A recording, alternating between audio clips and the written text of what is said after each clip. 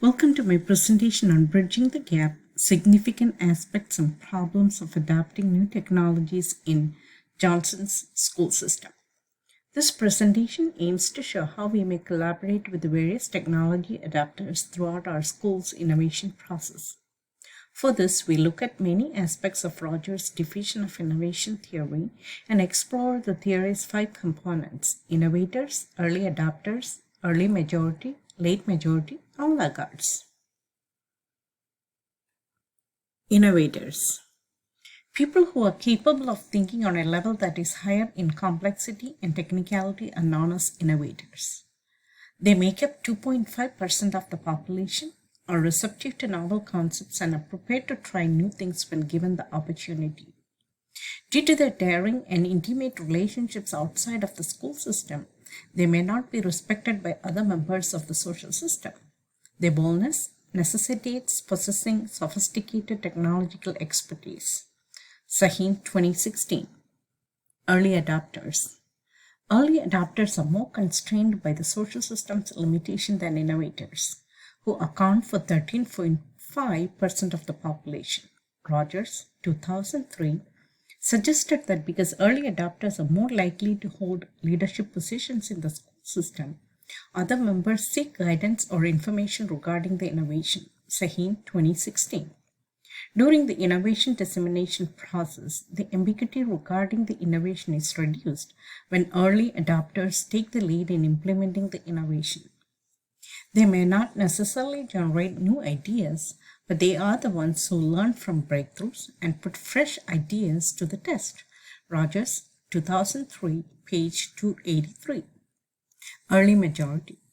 Rogers, 2003, asserts that members of the early majority group do not take on leadership roles like early adopters. On the other hand, they have steady connections throughout the social structure. Sahin 2016. They go to early adopters and innovators for ideas and then look to build upon those ideas. The early majority adopts the innovation just prior to the remaining half of its peers. Late majority. 1/3 of all social system members are considered late majority members because they wait until most of their peers accept the innovation. There is a possibility that they will adopt the innovation despite their reservations regarding it and the results it would produce due to the combination of economic need and the influence of their peers. They do not necessarily express their thoughts, but rather restate those of others. Laggards. Laggards adhere to the conventional viewpoint and are considerably more dubious regarding innovations and agents of change than the late majority. Their interpersonal networks are primarily made up of other members of the social system from the same category because they are the most localized group of the social system. Furthermore, they do not hold a position of leadership.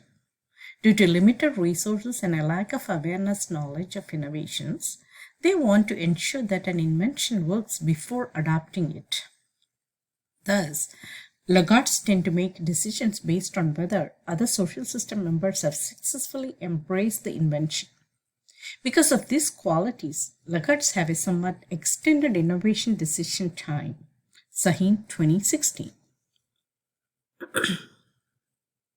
Working with innovators, early adopters, and early majority. As I oversee a system with the digital improvements at Johnson School Systems, I can use the innovators, early adopters, and early majority.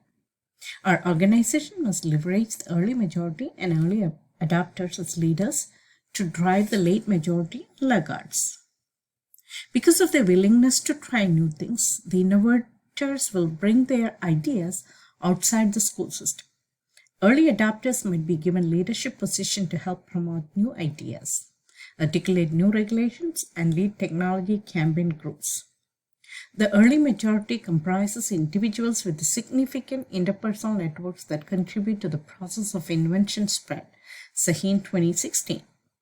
Due to their excellent relationship with other district members, they inspired those members and demonstrated the significance of embracing technological advancements. We must train early adopters and the early majority to communicate new ideas successfully. Jesus gave his followers the authority to serve as his witness. Quotes, "Go, Therefore, and make disciples of all peoples, baptizing them in the name of the Father, the Son, and of the Holy Spirit, and instructing them to follow all of the commands you have received from me. Moreover, I am with you always, even to the end of my age." Unquote. International Standard Version 2001, Matthew chapter 28, verses 19 and 20. To train teachers in the Johnson School System, innovators, early adopters, and early majorities can serve in a manner analogous to how Christ utilizes disciples to spread the gospel worldwide. Working with late majority and laggards. Following Jesus' example of accepting everyone, we, too, need to be able to collaborate with the late majority and laggards. Their thoughts are important, and we should try to hear them before making any decisions. In addition, we are responsible for their education through the provision of professional development courses, clear and organized procedures, and dependable technology. Nelson and Godson, 2017.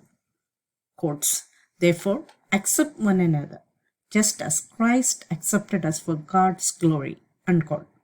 The Bible instructs us. Paul is concluding his appeal to the churches of Rome's mainly Gentiles, strong and primarily Jewish weak faction, to display Christ's love for one another. He told those who were strong in faith to accept those who were weak in faith in Romans chapter 14, verses 1. But now he extends the mandate to both sides.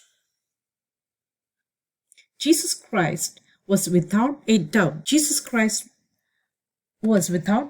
the most influential figure in human history. Jesus was very good at communicating his thoughts to his disciples, and each of his thoughts would be tracked back to one of his core beliefs. Our school's mission statement, the goals of our classes, and the ideas that underpin our institution must be linked to innovative concepts. As educators, we must recognize that everyone is capable of learning, although at varied rates. It is our responsibility to place students in appropriate environments for success. When Rogers' theory of the transmission of innovative ideas is applied Christ-like, the result is the creation of an atmosphere in which everyone may be productive and effective. Thank you for listening.